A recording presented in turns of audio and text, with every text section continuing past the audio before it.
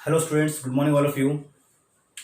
तो स्टूडेंट्स, आज जो हम टॉपिक डिस्कस करने वाले हैं वो है हमारे पास energy flow in an ecosystem. Energy flow in an ecosystem. तो किस तरीके से एनर्जी जो होती है फ्लो होती है इकोसिस्टम के अंदर, वो हम डिस्कस करने वाले हैं इस टॉपिक के अंदर। ठीक है स्टूडेंट्स। तो सबसे पहले याद होगा स्टूडेंट्स, हमने इससे पहले भी डिस्कस किया था भाई किस तरीके से एनर्जी जो होती है ट्रांसफर होती है from the one trophic level to the another trophic level. तो उसके अंदर आज भी हम वो डिस्कस करने वाले हैं, प्रीवियस वाला पार्ट भी, और देखते हैं किस तरीके से एनर्जी जो होती है ट्रांसफर होती है। पहले हम एक फ्लो चार्ट जो है वो तैयार कर लेते हैं। जैसे सबसे पहले स्टूडेंट्स हम बात करेंगे इसकी प्रोड्यूसर की। ठीक है, तो प्रोड्यूसर में हमारे पास क्या आ गए, प्लांट्स आ गए, बताइए आपको।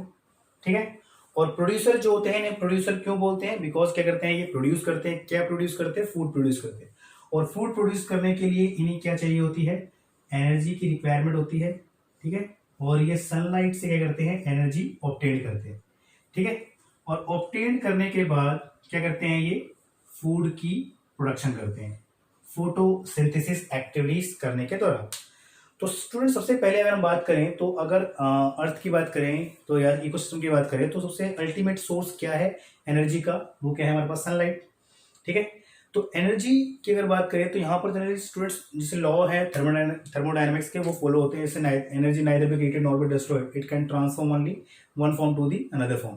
तो स्टूडेंट्स सबसे पहले बात करें तो प्रोड्यूसर के पास एनर्जी कहाँ से आई, इन्होंने क्या की, ऑब्टेन्ड की एनर्जी। ठीक है, कहाँ से, सनलाइट, सन से। एंड देन उसकी एनर्जी को इस्तेमाल करने के बाद इन्हें क्या किया, उस लाइट एनर्जी को इस्तेमाल करने के बाद क्या किया, केमिकल एनर्जी के अंदर क्या किया, उसका कन्वर्जन किया। तो इन्होंने जो भी प्रोडक्शन किया किसका, एनर्जी का। फॉर एग्जांपल इन्होंने जो भी सनलाइट फॉर एग्जांपल स्टूडेंट्स अर्थ पे फॉल होती है उसका जस्ट 1% प्लांट्स जो होते हैं क्या करते हैं, यूटिलाइज करते हैं फॉर द फोटोसिंथेसिस एक्टिविटीज के लिए। ठीक है, तो अब इन्होंने क्या किया, उसके दौरान जो एनर्जी प्रोड्यूस की, फॉर एग्जांपल हम बात मान लेते हैं इसके अंदर कि इन्होंने जो एनर्जी का प्रोडक्शन किया वो कितना किया, 10,000 जूल। ठीक है, 10,000 जूल क्या कर दिया उन्होंने, एनर्जी का प्रोडक्शन किया। अब इस प्रोड्यूसर को फीड करने वाला है कौन, हर्बीवोर। ठीक है, और हर्बीवोर के अंदर हमने ले लिया डियर ले लिया। ठीक है, तो अब क्या होता है स्टूडेंट्स, अगर हम यहां पर बात देखें तो अकॉर्डिंग टू द लिंडमैन्स रूल, अगर हम लिंडमैन्स के रूल की बात करें, ठीक है, तो इन्होंने एक लॉ दिया था दैट इज कॉल्ड लिंडमैन्स लॉ, लिख लो उस पर, लिंडमैन्स लॉ, जिसे हम क्या बोलते हैं, 10% लॉ भी बोलते हैं। तो स्टूडेंट बहुत इंपॉर्टेंट है ये चीज याद रखना, क्या है 10% लॉ, किसे दिया था, लिंडमैन्स ने दिया था। तो इन लॉ के अकॉर्डिंग हम बात करें तो बोलता है कि ओनली जो एनर्जी ट्रांसफर है वो कितनी होती है, ओनली 10% एनर्जी ही क्या होती है, ट्रांसफर होती है। ठीक है, यहां से एनर्जी ट्रांसफर हो रही है वो कितनी हो रही है, ओनली 10%।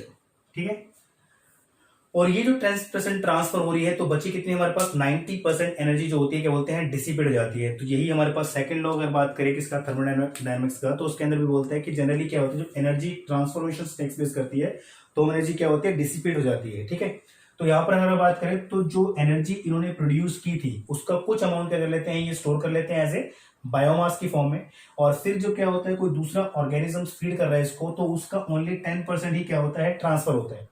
अब जब 10% इसके अंदर ट्रांसफर हुआ तो इसके अकॉर्डिंग 10% कितना आ गया, इसका एक जीरो कम कर देंगे इसके अंदर, तो इसके अंदर आ गया भाई 1000 जूल ऑफ एनर्जी क्या हो गई, ट्रांसफर हो गई इसके अंदर।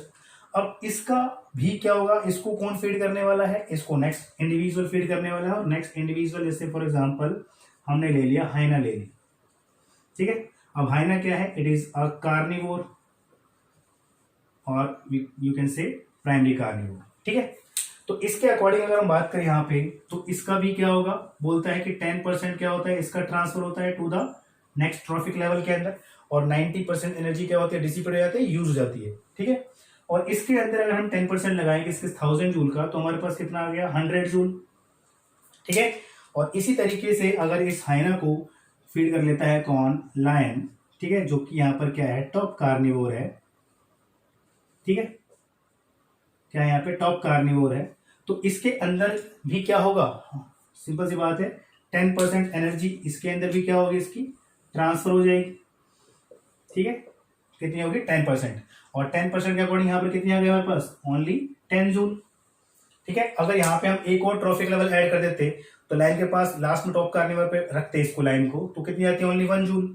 ठीक है, तो इस तरीके से बोलता है लिंडमैन्स, बोलते हैं लिंडमैन्स लॉ के अकॉर्डिंग क्या होता है कि बोलता है कि ओनली 10% ऑफ एनर्जी क्या होती है, ट्रांसफर होती है from the one trophic level to the another level. तो रिमेनिंग जो 90% एनर्जी है, ठीक है, रिमेनिंग जो क्या है, जैसे इसकी क्या हो गई, इसकी 90% हो गई। ठीक है, इसकी 90% हो गई। ठीक है, इसकी 90% हो गई। ठीक है, अगर मान लो एक ट्रॉफिक और लगा लेते हैं तो इसकी भी क्या होगी, 90% हो गई। तो ये 90% एनर्जी जो होती है क्या होती है, ये डेली एक्टिविटीज जो होती हैं, ठीक है, उस दौरान क्या होती है, खर्च कर दी जाती है। और इसको हम रिप्रेजेंट करते हैं किसकी फॉर्म में, रेस्पिरेशन की फॉर्म में।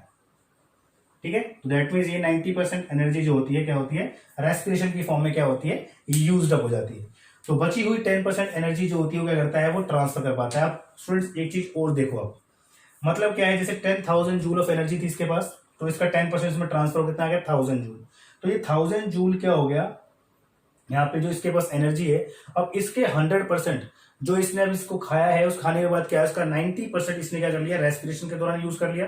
और जो 10% था जो उसके बायोमास की फॉर्म में क्या हुआ था, स्टोर हो गया था, उसको जो फीड किया किसने, अनदर एनिमल्स ने, तो उसकी बॉडी के अंदर क्या हो गया, वो ट्रांसफर हो गया। और ट्रांसफर होने के बाद जो हमारे पास क्या आ गया, 100 जूल आ गया। इस तरीके से 10 जूल आ गया, या फिर क्या आएगा हमारे पास, 1 जूल आएगा। और आपको याद होगा हमने एक चीज और पढ़ी थी, आपको क्वेश्चन पढ़ा था हमने जब फूड चेन पढ़ रहे थे, उसमें कैरेक्टरिस्टिक्स पढ़ी थी इसकी हमने, कि एक तो क्या होती है, यूनिडायरेक्शनल है, और दूसरा अगर हम बात करें कि हर एक फूड चेन के अंदर 4 या 5 ट्रॉफिक लेवल जो होते हैं वो एग्जिस्ट करते हैं, उससे ज्यादा जनरली देखने को नहीं मिलते।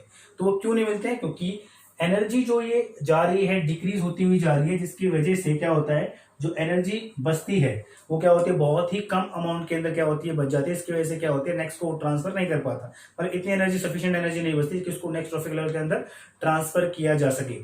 ठीक है, और उसके बाद अगर इसको हम रिप्रेजेंट करें किसकी फॉर्म में, इसको हम एक पिरामिड की फॉर्म में रिप्रेजेंट करें, तो पिरामिड्स की फॉर्म में अगर हम देखें यहाँ पर, तो किस तरीके से आपको रिप्रेजेंटेशन देखने को मिलेगी यहाँ पे, वो भी देख लेते हैं।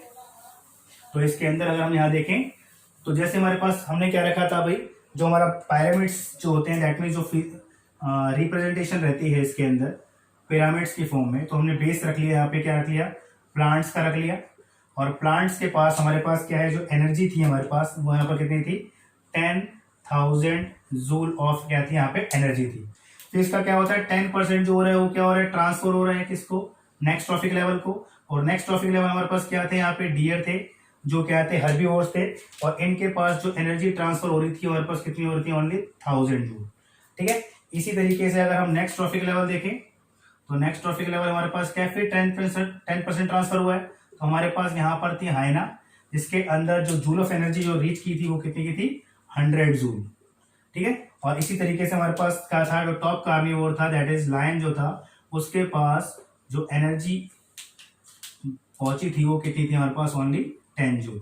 तो इस पिरामिड की अगर हम बात देखें स्टूडेंट्स, इस पिरामिड्स को हम देखें अगर, तो हमारे पास क्या है, इस तरीके से देखें तो ये पिरामिड हमारे पास क्या हो रहा है, जैसे जैसे हम क्या कर रहे हैं, जैसे जैसे हम पिरामिड्स को हम ऑब्जर्व कर रहे हैं, ऊपर की तरफ मूव कर रहे हैं, वैसे वैसे क्या हो रहा है, इस पिरामिड्स के अंदर जो ये इसके जो ट्रॉफिक लेवल है वो क्या हो रहा है, उसका डिक्रीज होते हुए साइड जा रहा है। और हमारे पास इस टाइप का जो पिरामिड बनता है, इसे हम क्या बोलते हैं, अपराइट टाइप ऑफ पिरामिड।